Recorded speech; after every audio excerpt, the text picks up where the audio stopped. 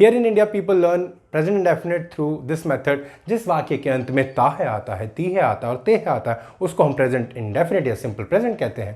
Well, believe me guys, this is not going to work. Even if you understand tense like this, you can understand, you will understand, but you will not be able to frame sentences with faster rate, right? But if you are learning present indefinite through English only, okay, you are going to develop the sense to think in English, and then you will be presenting it better. So what is the meaning of present indefinite? It means is any action, repeat after me, any action that you do on regular basis, okay, that you do on a repetitive basis, something which becomes routine of your life, right? It is not necessary that every action happens on a daily basis, then only it will be considered as present indefinite. But yes, it keeps on happening. For example, in India we have a culture that once you come in the classes of 10, 11, 12, there the classes are given thrice a week. So it is also happening, okay, on regular basis. Like in a week you get 3 classes. I provide 4 classes to some of my batches, and somewhere I provide 5 classes, somewhere I provide 2 classes in a week. So that's how I run my batches. So it happens on regular basis, right? So whatever happens on regular basis is considered as present indefinite, right? So we would look into the rules. Subject plus verb's first form plus s or es plus object. This is the positive or the affirmative structure or the grammar rule for present indefinite, right? I personally believe that if you are able to understand me in English, you must be aware about subject, verb. Obviously, I'm going to tell you that where you can add s or es. Some of you will be aware of it, but many of you will not be aware about it. And even after having information about where to use s or es, you still make mistakes. I'll tell you that how you can overcome that particular thing. First of all, we need to see that s or es is used where. If you want to use s and es, just use he, she, it name in the subject, okay, right? For example, he goes, she comes, they eat. In this they eat, I automatically did not put s or es because I've practiced a lot, and it's been deep down there that with they, with you, I and we, I will never put s or es with verb. So s or es will come only with he, she, it and name. You got that? You need to follow it. If you will not follow the rule, you will not learn, right? Now move on to the next one, negative, because when we speak what we do, we sometimes speak what we don't do, right? And for that we have helping verb do oblique does, and then we have not, then we have verb first form, and then object. Okay, again, like does is going to be used with only he, she, it name. Make sure you never forget it. And most of the students make mistake here too, right? So make sure you won't do it. I'm sweating heavily. I'm making this video under the fan. I hope not too much noise of the fan movement is captured in my mic.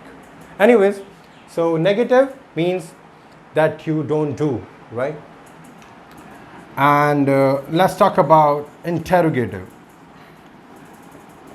There you go. Here I have written the full formula of interrogative. Guys, by the way, what do you understand by interrogative? First of all, it's a huge question. People say it's a question, but what kind of question? What type of question it is? Can you tell that? All right, I am giving you 10 seconds. Come up with an answer if you can. Well, let me tell you what is the meaning of interrogative. It means a question which is, I'm forgetting, am I really forgetting?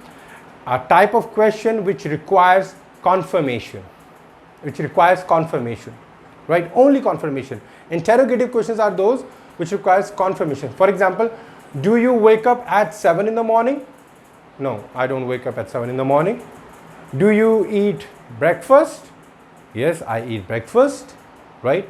Do you go to school every day? Yes, I go to school. So I'm just confirming. So people don't even understand that why this interrogative question exists.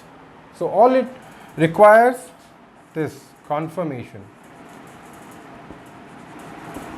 My handwriting is I don't need to admire and don't need to tell you that how wonderfully I write. Yes or no? Anyways, so that is confirmation questions. Do you love your parents? Do you take bath every day? Well, there is no there is no match to these two sentences. I'm just making out of little nervousness. Anyways, so let's move ahead and talk about WH. WH, we all know, like we have Verma family, where all the names have Verma at the end.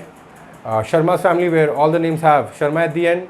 Chauhan's family, like mine, right, where all the names have Chauhan at the end. Similarly, in WH family, we have words like when, where, how, what. So you'll find WH everywhere, right? So it becomes WH family. Now there again, you are going to put complete interrogative right here. Okay? So WH family, do oblique does plus subject plus verb first form plus object.